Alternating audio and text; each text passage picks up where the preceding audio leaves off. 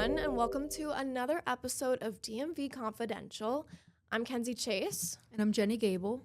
And today, like always, we have a brand new episode for you guys to talk about. This article and this story that we get to talk about today is actually really close to my heart, just because this was the story that I heard that got me interested in doing a true crime show. And so it's pretty interesting and cool for me to be able to talk about this now that we have enough information to give you guys. The story we want to talk to you guys about today is actually not about just one murder, but two. So we want to talk to you guys about today is the murders of Pamela Butler and Marta Rodriguez. Yeah, so as you mentioned, Kenzie, this one is definitely a unique case. Definitely stood out to me as well. It started on February 14th, 2009, when Pamela Butler didn't show up to pick up her mom, Velma, for their Valentine's Day. They were either going to have Valentine's Day lunch or dinner together, and Pam didn't show up to pick her up, so her mom immediately became a little bit concerned. It just wasn't really like Pam to not be like prompt and responsive. So Pam was supposed to pick her up, and she had also been started dating this new guy. So she was supposed to pick up her mom, and then they were supposed to, all three of them, go out to dinner. Yes. But Pam never showed. And like you mentioned, Jenny, this was very unlike Pam. And we'll hear about this throughout this episode, but Pam was known for being tidy, for very being punctual, very communicative, like with her family. It just wasn't like her to not tell her mom something happened. She couldn't. Right. So Velma ends up calling Pam's brother Derrick and says, "Hey, have you heard from Pam? I'm a little concerned." Derrick says he's not really worried about it. Like, I'm sure she'll turn up. And again, she had just started dating this new guy. So it's Valentine's Day, and Derrick's probably imagining that, maybe she just decided she didn't want to spend Valentine's Day with her mom when she has this new boyfriend. I mean, it's a new relationship, exciting feelings. He was like, oh, maybe she's just caught up spending time with her boyfriend. So again, the next day, Velma is still concerned. Nothing has happened. She calls Derrick up again. Have you heard from Pam? He, again, is not too concerned. He says he'll call her, but he doesn't. And we talked to Derrick, and he said that, he regrets not doing that. But the next day on that Monday, so the 14th was a Saturday, on that Monday, Velma again is concerned. And finally, Derrick is like, something is wrong. Because again, this is not really like Pam at this point, a few days have passed, like no real communication from her at all. And again, she was supposed to pick up Velma and spend time with her for Valentine's Day. So at this point, the family, they are all concerned. So they actually go to her home to kind of check on her and like take a look around and see. And when they go there, that's when they notice immediately that several things were off-putting to them. Yeah, and Jenny, the things that they notice, I actually find, how well do you know your family? Because they apparently know Pam extremely well. Because Pam is a creature of habit, and she's a very neat creature of habit. They enter the home, and they notice things immediately seem off. Pam has papers scattered on the floor, which kind of looked like maybe she was finishing up a task, but Pam, Derrick says, would never leave something like that. She wouldn't leave it like unfinished or disorganized, kind of like scattered about. She kept her home very tidy, very neat, and was very like organized in the way that she did things. Right. Then they noticed more things. And one thing that they noticed that they point out is the blinds. Because I don't know if you guys are familiar with these types of blinds, but there are these types of blinds that open from both the bottom and the top. So you can like close it halfway from the top and still have privacy, but also open up from the bottom. And in fact, I actually have those kinds of blinds. But they noticed that Pam usually closes and opens up her blinds from the top so she can have that privacy, because she's very security conscious. Right, which we'll get into that a little bit more later as well, because she also had a lot of security cameras around her home. She was a very security conscious, like cautious person. So I also thought the same thing when I was reading over this, the fact that they noticed that as well. Yeah. They like they know their family member. They know Pam to a T. And they also found a handwritten note from her boyfriend. Right. There. Right. From Pam's boyfriend, Jose.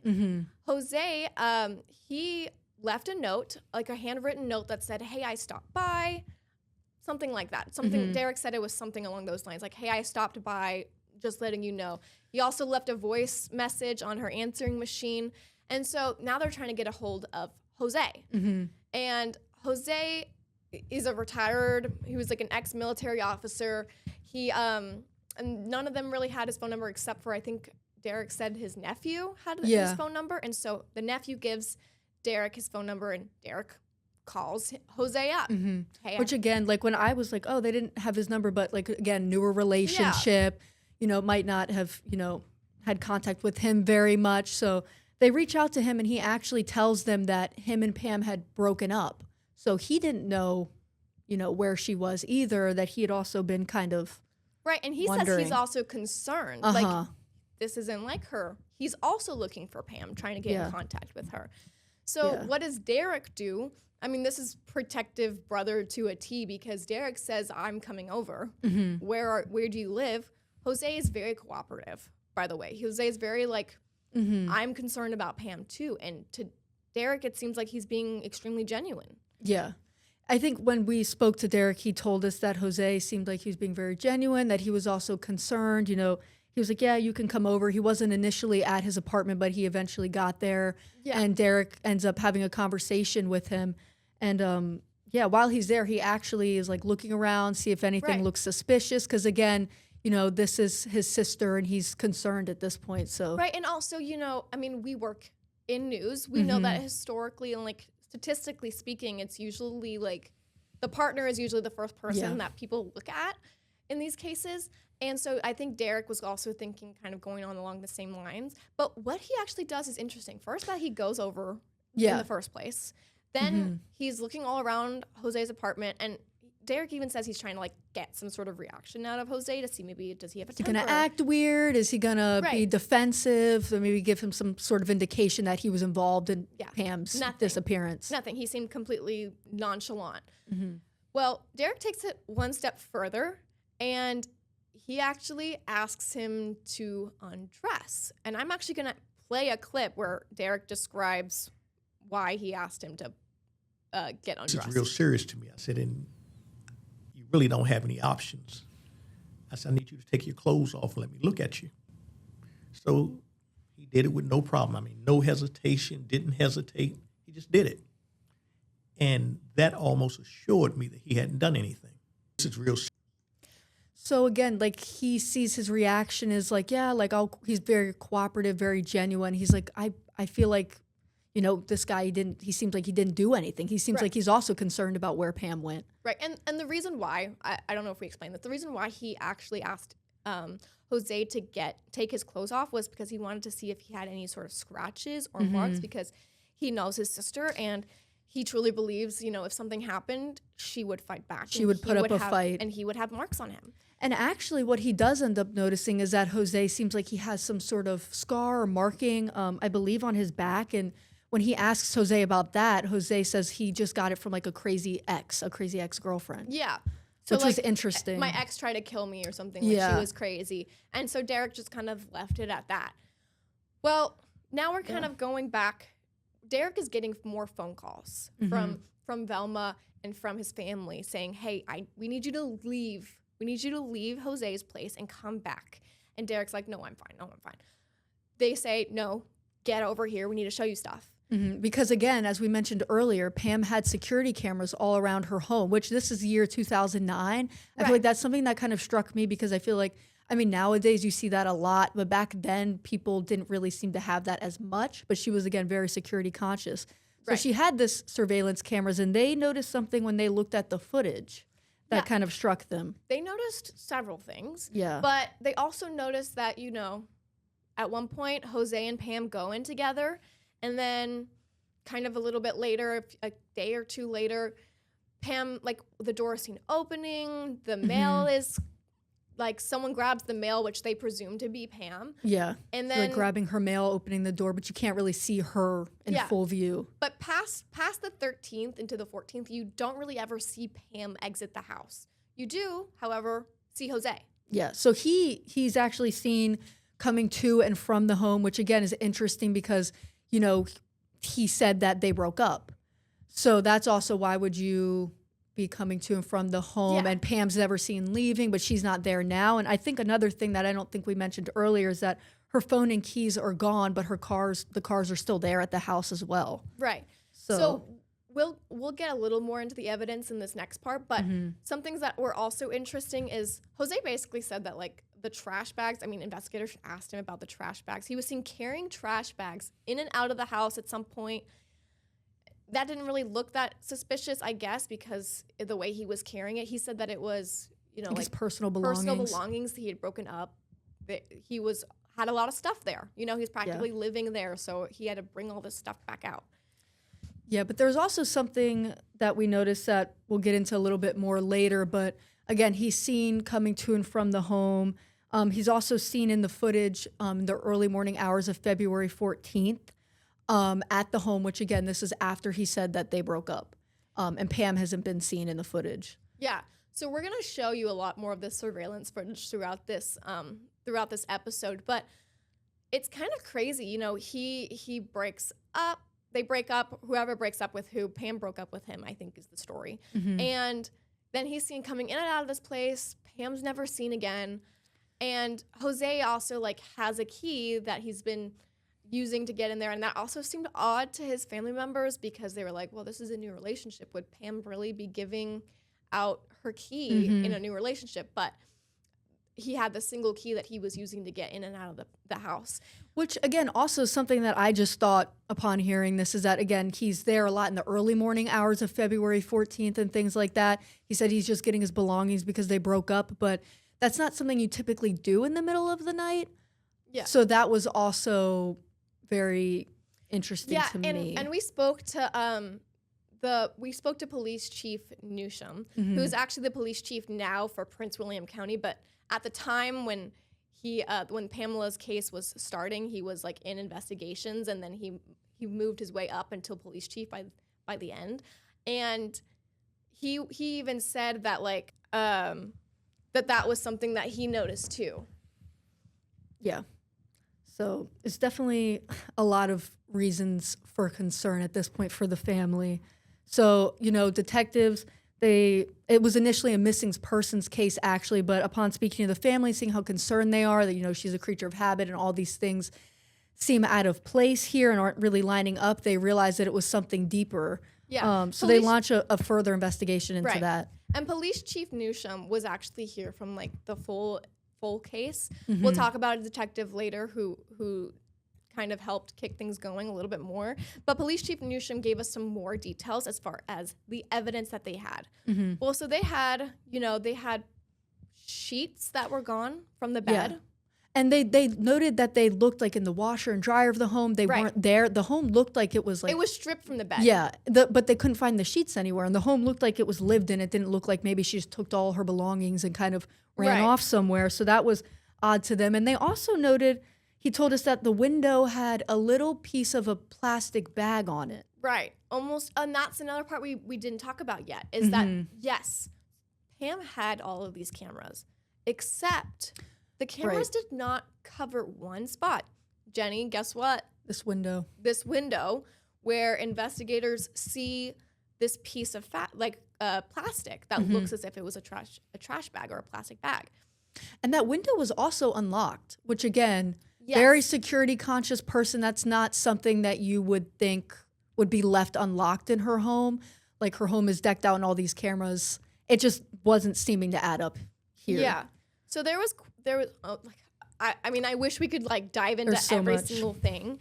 There is so much, but we're going to show you some of the surveillance of, you know, Jose pacing around and all of this kind of thing that investigators are looking at. I mean, all of this kind of, you see Jose coming in and out of the house.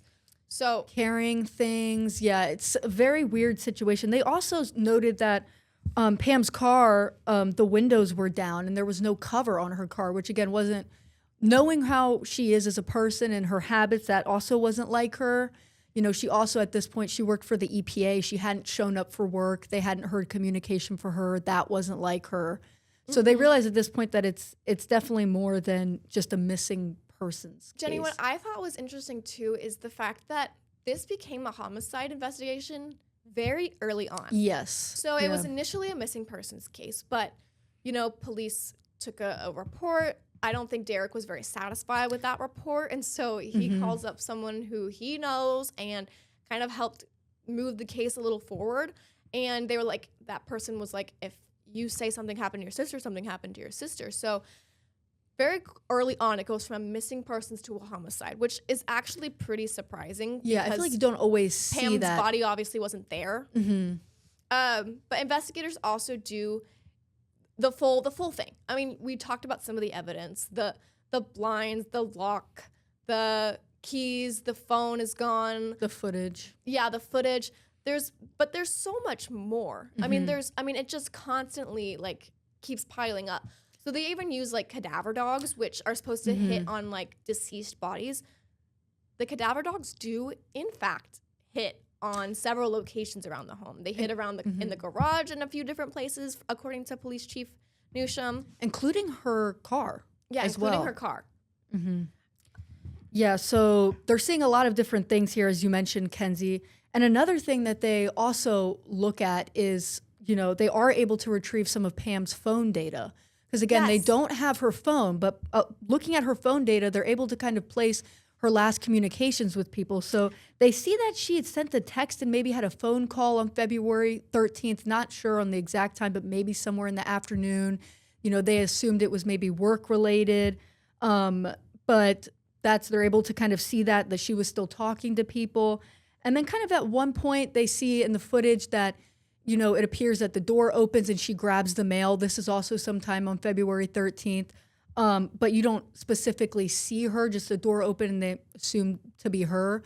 But then again, she's not ever seen leaving the home after that. Yes, and more about this phone data. And Jenny, I actually have to tell you something that you don't even know yet. But about this phone data, so at one point, police are able to sort of get some of that data of where the location was, the geolocation. And at one point, around the time that Pam goes missing, is the phone looks like it was at Jose's place at some point.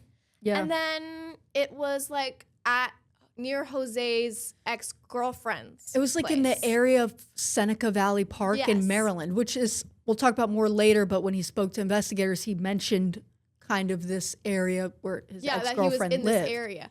But the thing that I wanted to tell you, Jenny, was that I asked Derrick about this to kind of get some clarification. Because remember, we talked about how the fact that he called Jose up and Jose wasn't at the house. Oh, yes. So I had asked Derrick, I was like, hey, well, Jose wasn't at the house and this phone was also missing and then was seen at these locations. Do you know anything about that? And he says he didn't even know that Pam's phone dinged at Jose's location. So that was news to him. Yeah, because I know when we spoke with him, we didn't know as much about the phone footage at that point. So Right, or the phone we spoke data. to Derrick first. Yes, right. So that is definitely interesting. But the fact that her phone dings after, or is placed after at Jose's after he said he had already last seen her, is definitely a red flag here. So I mean, you guys know, there's no real guess like as to who is the main suspect. I mean, it's obviously police are looking at Jose. Yeah. There's just a lot of inconsistencies in his stories when he said he last saw her and, all the evidence that they're kind of compiling. But kind of with any investigation, though, police really do have to do their due diligence and look at everything. Right. Yeah. And so Jose wasn't actually the only suspect. It's the only suspect we've really kind of talked about so far, but he wasn't the only suspect police looked at. In fact, Derrick was a suspect at one point.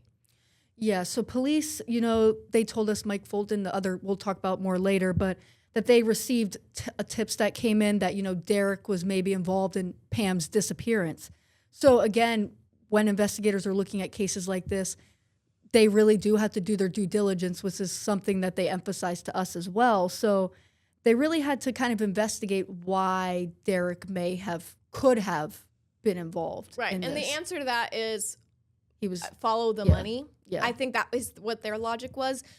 Derrick was listed in Pam's will. They had a shared property together, and so I think that was where investigators were going. Follow the money. You Like know, a you have to try to financial motive. Yeah, a motive. Financial money is a big motive for a lot of people.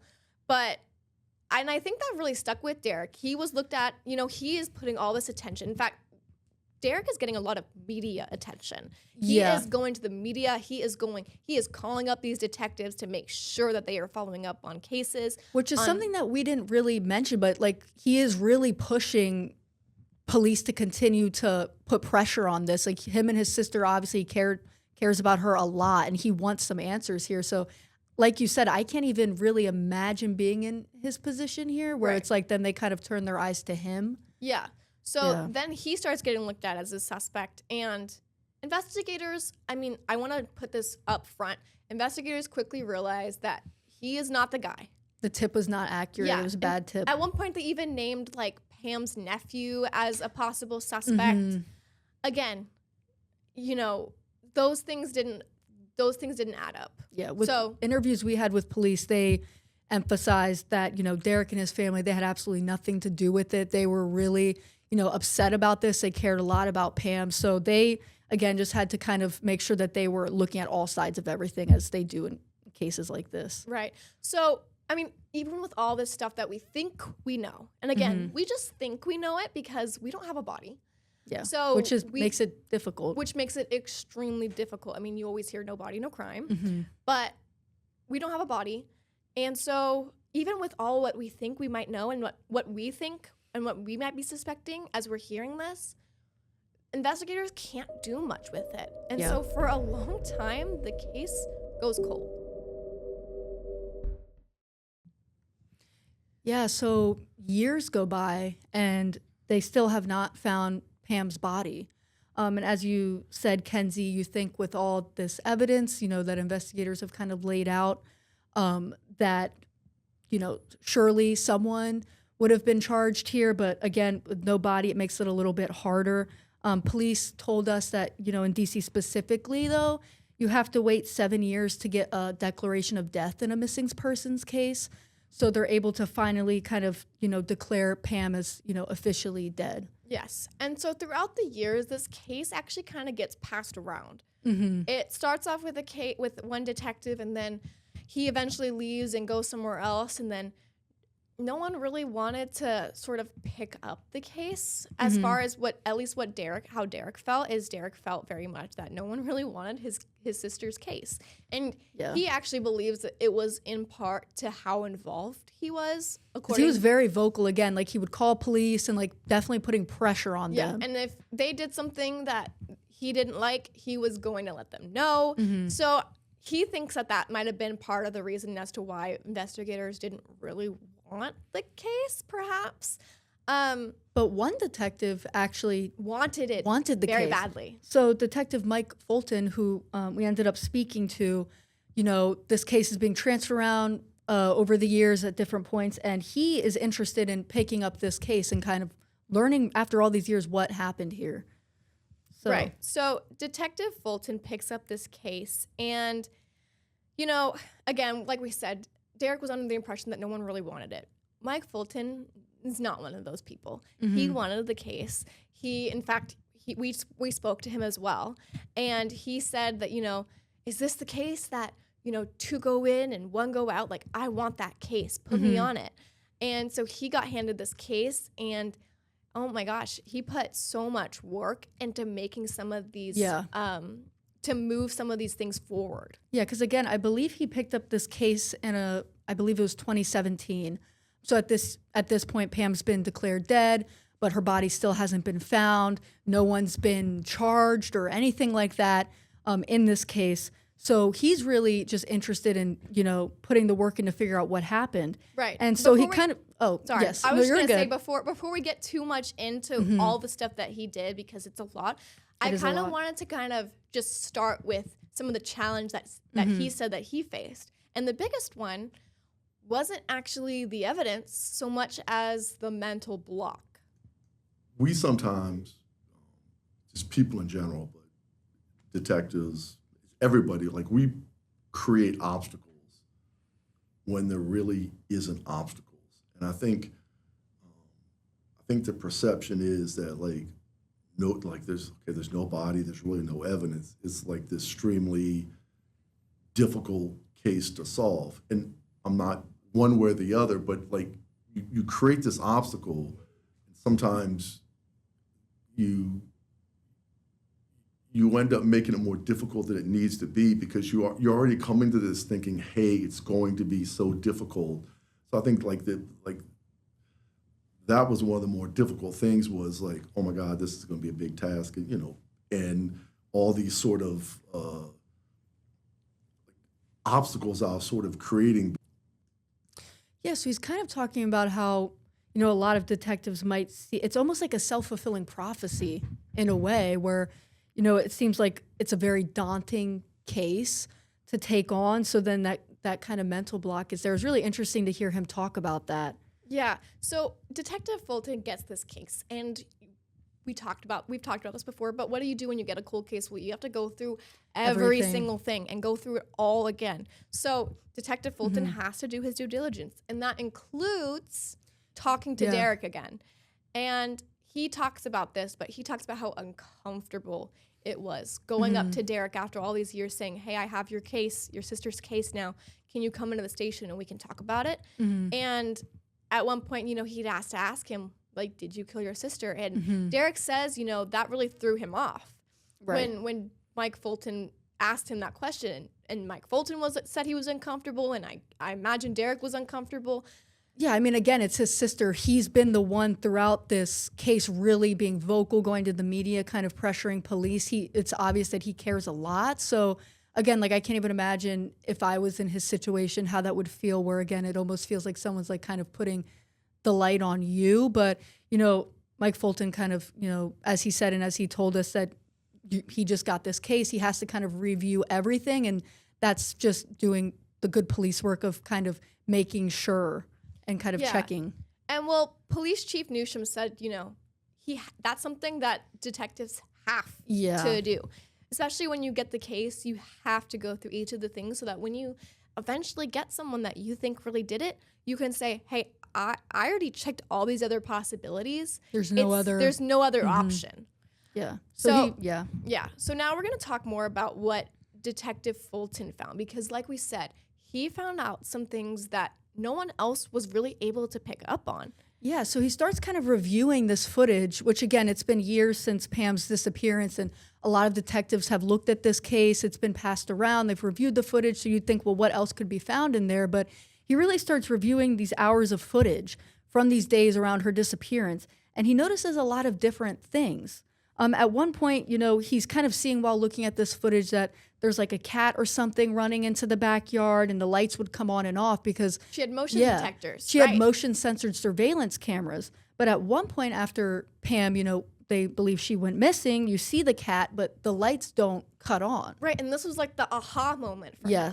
He was like, oh my gosh. He sees that the lights come on, the lights go off, the lights come on, and then the next day, whatever the time was, this cat comes over and the light didn't turn on, and he's like, wait, the cat's there, the light didn't, oh my gosh. So then he looks back and tries to track down sort of the time frame of when the motion detectors stopped working. Which, because that kind of also shows to them that somebody shut them off, someone that maybe knew her security system well and was able to kind of go in and do this. So he's piecing together this timeline. He's able to see that, another thing is, again, Jose has been in and out the home at this point, but they haven't really seen Pam at all past the 13th. So at one point when Jose would enter the home before Pam went missing, he entered with a single key in his hand, which this is really crazy to me that he was able to kind of pick up on this. But then after she went missing, he noticed that there was sort of a key fob or something dangling from the keys that he used to get in. And again, Pam's keys were never found. Yeah. Neither was her phone. And family kind of indicated, was speaking to police, that those were her keys. And they didn't think that she would just give Jose her set of keys. Well, and there would be no reason to. If he had a single key that he was using before, there wouldn't why be, did he suddenly need to use her keys? But to be able to kind of pick up on that in the footage is really just a crazy thing. Yes. Well, and I mean, he was talking about this and he was saying, like, I had watched this 15, 20, 30, 40 times. And each time he would, like, potentially find something different that he didn't see the last 15 times. And so he kind of told this, like, funny story of you know, saying, hey, come look at this. And, you know, sometimes it would be like, oh, wow, good job, Mike. And then other times it'd be like, Mike, I don't really see the connection. You need to take a break from this case maybe a little bit. I can't imagine, like, it's a lot of footage to be like reviewing that. Yes, and we went through some of that footage. We did not sit there and go through every single second like Detective Fulton probably did. But we went through a good chunk of it, and there's a lot of footage for Detective Fulton to have gone through and to have to rewatch constantly to try to figure these things out. Another thing he saw was, you know, at one point you could see from like the front, you could see sort of cars coming and sort of the car lights. The headlights on the glass door. And at one point, you know, you could see this reflection and it looks as if, you know, this figure sort of comes up to the door and, you know, he's kind of wearing the same clothes that Jose was seen wearing days before. It was like a very distinct outfit. So they're able to kind of, with the cameras at the angle, like you said, Kenzie, the headlights kind of reflect that this person is in front of the house walking up. So that was another thing that was very specific, and kind of from reviewing this footage meticulously, he was able to kind of see. Yes, and he said, like, you know, he had this whiteboard and it would start off super small, you know, he'd start scribbling and then he would keep going and then it would fill up the whole whiteboard, and you know, he would try to explain where his mind was going with some of this, and people would be like, he's like, just look at the whiteboard.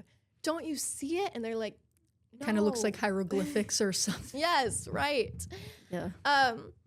But we want to also kind of talk about, you know, what this is all happening behind the scenes. Well, at the front of the scenes, you know, is Derrick. He is, again, he's not letting his sister's case go cold. So, he's really keeping it in the spotlight. Right. And so we're going to hear from Police Chief Newsham just briefly about Derrick and this whole situation. I will go back to this. Derrick kept this case in the spotlight. He really did. So good for him. You know, he loved his sister clearly. He was devastated by this. And Derrick is a likable guy, you know what I mean? So we never really got, you know, and to the, you know, I would think the investigators, you can ask Mike, feel the same way, that if somebody's putting the case out there in the public arena, the public eye, getting attention, there's a much greater chance that some information might wiggle free, you know what I mean? So some of these cases don't get the attention that Pam's case got, and you never, you know, they never close. Yeah. So we'll talk more about what he said on the tail end about other cases not getting this kind of attention. But I mean, Derrick really is putting all of his eggs out, like in one basket, trying to like. He's really being an advocate for her here. He's really out there. Yeah. He's bringing media out. Getting media coverage here. Yeah. And about every like anniversary of his sister's cold case, he would ramp it up even more, trying to get even more coverage on it. So he really was like a true advocate. Yeah. Which again, if you think like if one of your own family members went missing like this and you know that something nefarious happened, you would want some closure there. Yes. And Derrick even said, I mean, at one point, Pam and him were watching obviously before she went missing. They were watching a show together, and it was a true crime show, as a matter of fact. And, you know, Pam looked at him and she said, if something ever happens to me, promise me you will never stop looking. And he said, I promise. And which when he told us that gave me chills, honestly. Yeah. I mean, I'm tearing up right now even talking about it because, he really was putting everything he had into this case. Yeah.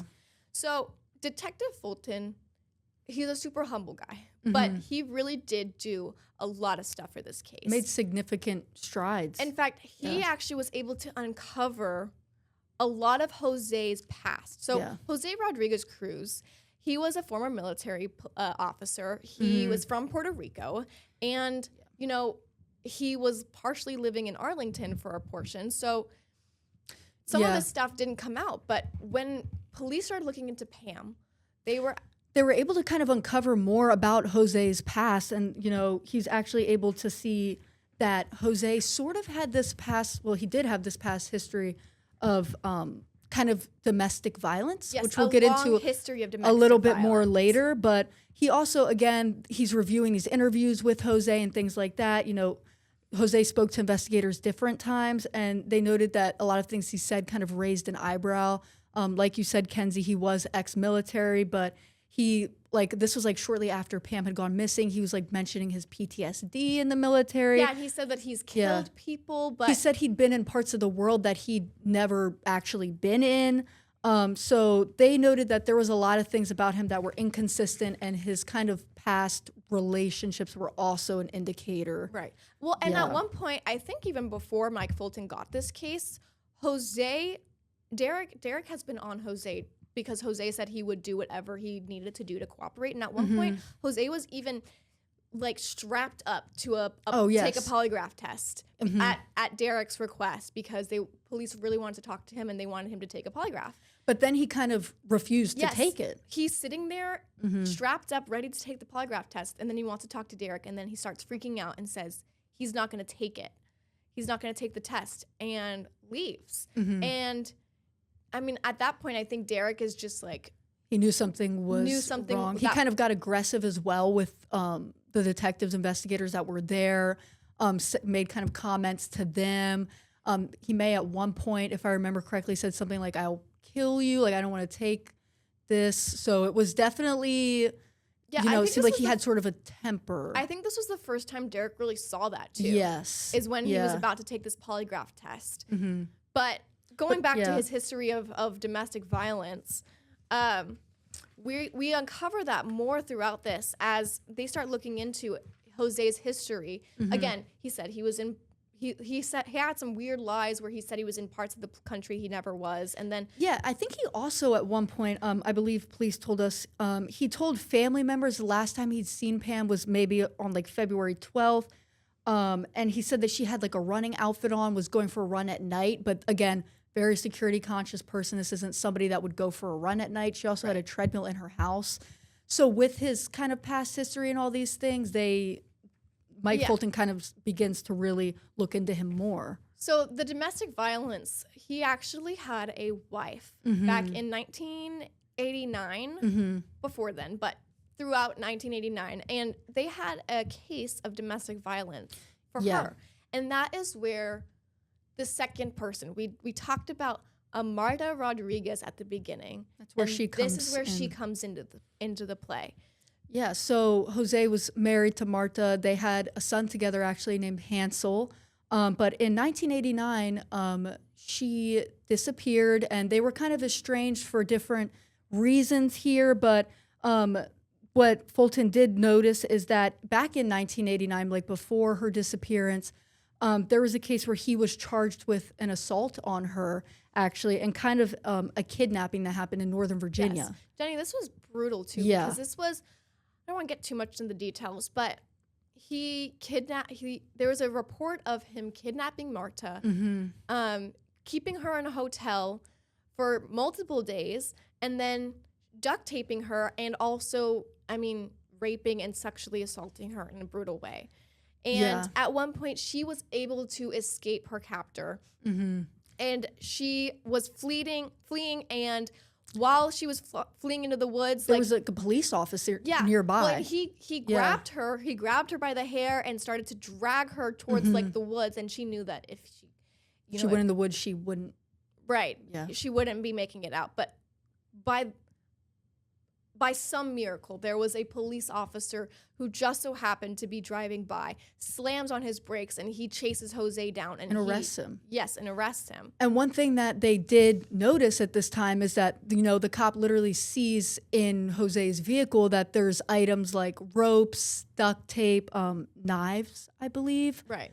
So there was this case, and so he was already arrested and charged for this case. And then right around the time that her hearing was supposed to be, she never showed up. And some people thought it was suspicious, some didn't.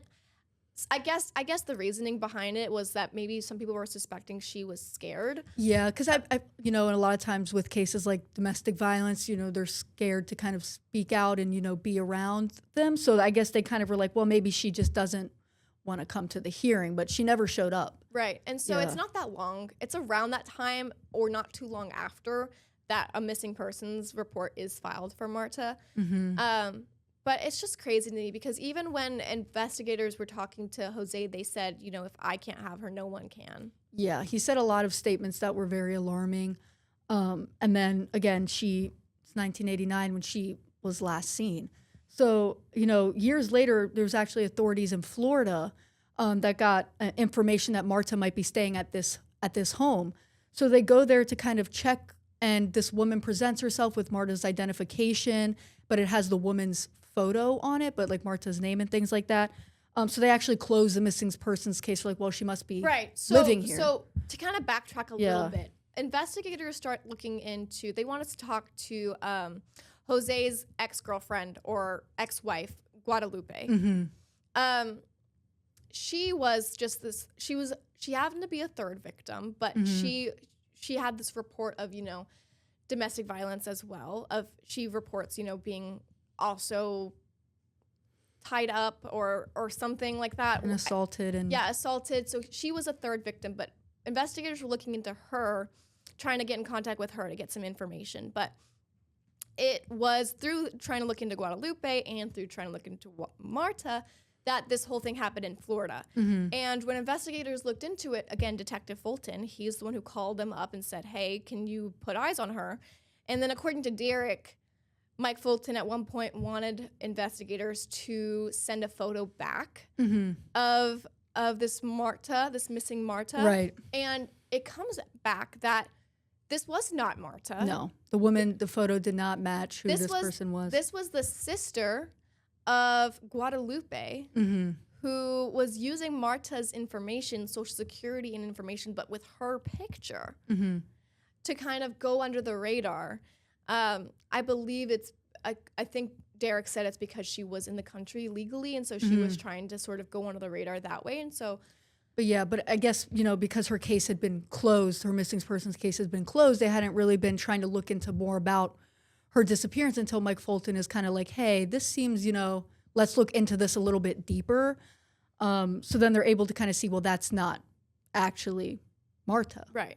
Yeah. Well, I kind of want to talk about this briefly before we move on more to more of this investigation. But when we say that Jose has a long history of domestic violence, we mean it, because we have the case of Marta. Then we have Guadalupe, who Hansel, Marta's son, lived with for a time period, and Hansel said that, you know, He witnessed it. Yeah, at one point Yeah. he witnessed it, and at one point, you know, his dad had a gun to Guadalupe's head and Had her tied up and things like that. He saw a lot of horrible things. He kind of described being scared of his father, and this Guadalupe was like his stepmother that he lived with. right. And then we Yeah. also don't know for sure, confirmed at this time at any point, that like Pam was, you know, assaulted at this point. But, you know, he has this long history. They're building their case. And there's also this third, potentially fourth, if we're including Pam.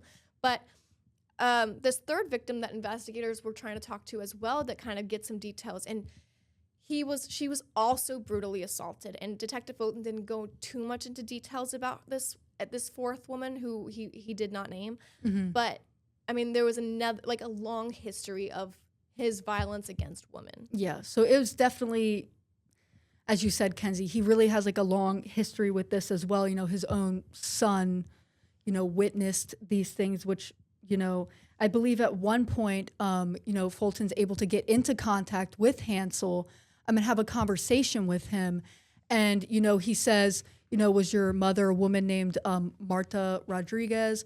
And he's like, yes. And, you know, he didn't really know his mother that well. I believe Jose had told him different things about why she wasn't around. But, you know, he did kind of tell Fulton and investigators that he saw Jose act violently towards Guadalupe. And he kind of told this one story of, you know, one time where he thought Jose was going to like kill him. He was like yelling at Guadalupe, and he kind of ran to go hide in one of Jose's rooms he wasn't really supposed to be in. And that's when he said he saw something that really stuck out to me. It was a note from Jose. Yes, and it was a note from Jose that was basically a confession letter saying, like, I, Jose Rodriguez, am responsible for Marta's disappearance. Something Yeah. along those lines. And I can't imagine, I don't know how old Hansel was at this point, but Yeah. what do he- you do yeah. with that information? Well, he's also scared, clearly scared of, Yes. his father, seeing these things. So I can't, just hearing it gives me chills. Yeah, so Yeah. Jose, not a great guy. But what does that mean for Pam's case? Yeah. Well, before I go into what happens with Pam's case, I kind of want to go back to just Michael Fulton himself, because he put so much effort into getting this far. Mhm. And I had asked him, do you get emotionally attached to these cases? And he said that he didn't, but, after this whole thing happened with his wife, who was killed by a drunk driver Mhm. in the DMV area, he didn't like how those officers responded. And so he tried to Kind of see it from the other side a try to little see bit. from the other side to how we get this far. So I kind of want to play a clip before we kind of dive more into what happens with Pam's case, just about how Detective Fulton is going about this whole thing. And I just thought the way that it was handled was terrible. I felt that the system let me down. I felt that the officers treated me kind of like crap. And so I knew what it was like to be on the other side of that. So sort of after that experience, it sort of changed the way that that I did things. It was all sort of the reason I got into therapy and mental health sort of aspect of it. But I might not be able to solve your case.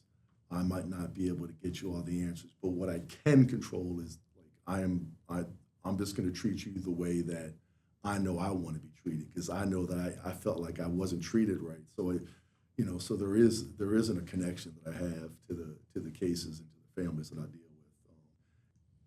Yeah. You can see that he's, it's a little bit, hard for him to talk about. It's definitely an emotional thing, but he's been kind of more on the other side of the investigation. Well, so, and he even talks later on in the interview that it drives him. mhm. And I think in this case, it pays off. Yeah.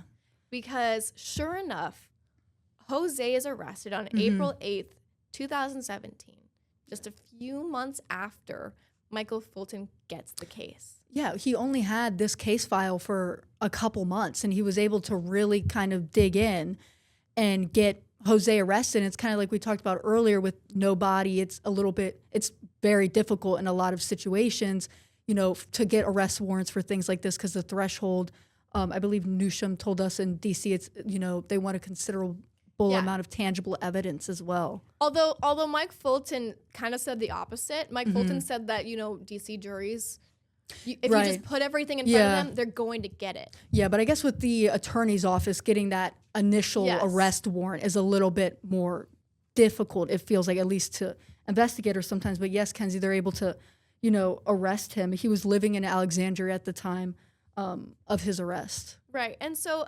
eventually, they get him arrested, and then he does eventually plead guilty. They kind of have the attorney's office kind of have a back and forth with Derrick about what a plea deal should look like. And I don't think Derrick was fully satisfied with the plea deal, because they only give him 12 years. Which definitely, I can imagine as a family member that would feel like not enough. It feels short. But part of this investigation, part of this plea deal was that a couple things was Derrick is also still holding out hope that he's going to be charged and convicted in Marta's case. Yeah, because again, he hasn't been at all. They kind of have all this things with her, evidence with her disappearance, but he hasn't been charged with it. And so, he hasn't been charged in Marta's case. So he's hoping that, yes, this plea deal is a very short sentence for what he deserves. But he's hoping that, he's going to get more justice in Marta's case. And part of his plea deal was that he has to make a good faith effort to recover Pam's body. Again, her body is not found. So sure enough, sign the plea deal. Derrick's initially not happy about it, but he goes along with it in the hopes that, maybe his sister's body can also be recovered.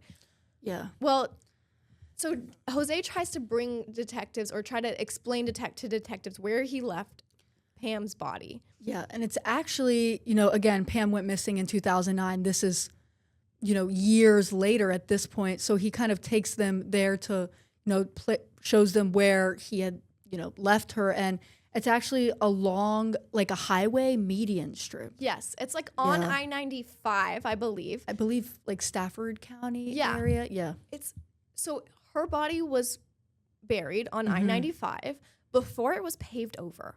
Yeah. And now it's paved over. It's either a median or an HOV lane or Yeah. something like that. But detectives can't really get to it, Yeah. which was crazy because they tried. Mhm. I mean, they did try. They didn't I don't know if they unpaved the whole ground, but they brought out cadaver dogs and they brought out like a search team, and Derrick was insisting upon being there, wanted of to be course. there for So it. he was like on the overpass, like a little bit ways down, and they try and they could not, for however long that they searched, they could not find Pam's body. Yeah, which is, it was crazy to me to hear that, but it's also like, again, I-95 is a major highway and they don't know exactly where, so, as you said, Kenzie, they did try, but Yes, and it's also interesting just because, I mean, that's a lot of work, if Yeah. you had to like unpave the roads. But I asked Derrick, I was like, do you think Pam's body is still there under I-95? And he thinks that maybe, some animals like Yeah. took it away, or animals like carried some of the bones or something. yeah, he told us that he doesn't necessarily think that it might still be, under there. Cause again, years kind of went by and at some point they paved over it, but Right, but the narrative Jose does tell investigators as part of the plea deal is how he did it. yeah. And Jose said, kind of what part of the truth of what they did break up. Yeah. And during this argument, So they kind of got into like a fight, right? Sometime on February 13th. yes, and- they kind of yeah. they got into a fight, and then we won't quote what Pam said to him, but it triggered Jose, to the point where he said that he lost. kind of like He blacked blacked out. out, and the next thing he knew, he was strangling her. Yeah. And he said he like had punched her in the face and then he kind of, strangled Yes. her to death because of their argument sometime on the night of February 13th. But then before he disposed of her body. Right.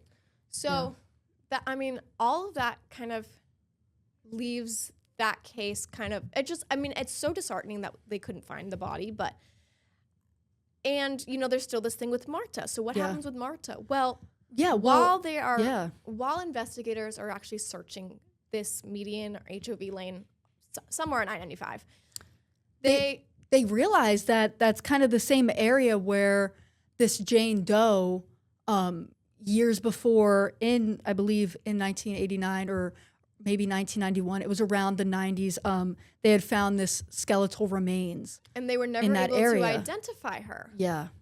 So then they kind of look more into that case, and they're able to kind of learn, I believe about a year after Jose's sentencing, that the remains were that of Marta, his Yes. estranged wife. And what a crazy full circle moment. Yeah. That this all started with Pam. Pam uncovered details about Marta. Mm-hmm. Then when we went to look into Pam's body, we weren't able to find Pam's body, but we suddenly uncovered Marta's. Yeah, they're able to realize that all these years before, these remains were found in this similar area, and that it is his ex-wife. So Derrick is really starting to kind of push here. Again, he kind of told us a bit about how he wanted justice for Marta as well, but also felt like it would help bring justice to Pam and Marta for him to also get charged in her disappearance. Well, and it takes a little bit of work. Yeah. Initially, the attorney's office in Arlington, because that's where she went missing out of. That's where Marta went missing from. They kind of, according to Derrick, they kind of treaded their feet a little bit. They weren't very gung-ho about trying to prosecute Marta's case. But after a lot more media attention, again, Derrick pushing for it, getting media to come to Yeah. the attorney's office. He told us at one point he even kind of, like you said, Kenzie, brought the media to the attorney's office and was like questioning, why haven't you pushed this case forward?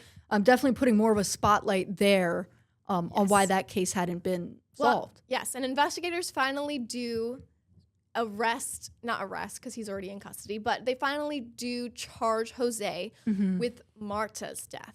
Yeah. And in that one, he does get a large sentence. Yeah. For I believe the- I believe he gets the maximum I believe- sentence. He's sentenced to 40 years in prison for Marta's disappearance. Which was the limitation at the time Marta went missing. Because 40 years still seems, I mean, in my head, I'm thinking this is 2 women's life he's taken. So 40 years still seems too little for me. But at that time, at 1989, when she went missing, that was like the max sentence. Yeah. But yes, so there's finally some justice. There is 12 years for Pam, and then there's 40 years for Marta. So, that's a good chunk of time that he's going to spend in prison for the rest of his life, essentially. Yeah, so he's actually being held still at FCI Glenmore for these cases. And as for Derrick, again, Derrick was really a major, he was very vocal in these cases, pushing for them both to get solved, bringing a lot of attention. He spoke with us and he told us that he felt like a lot of times in missing persons cases that they don't get as much attention for people of color, Yes. which was something he spoke about with us a lot. So he actually is a board member still on the Black and Missing Foundation in DC, which kind of raises more national awareness for cases of people who go missing, people of color. Yes, because both Marta and Pam were people of color. Yeah. Pam was a Black woman. Marta was a Hispanic woman. These women, don't usually get the kind of coverage that they need when they go missing or when they disappear or when they're murdered. Yeah.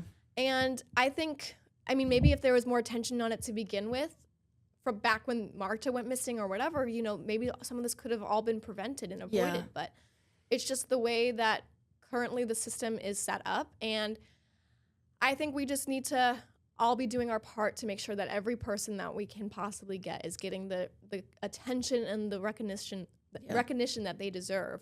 That's why media coverage and awareness for cases like this are really, really important. Yes, so I want to play this last clip of just Derrick kind of talking about Jose being arrested. And it was the best feeling that I've ever had in my life.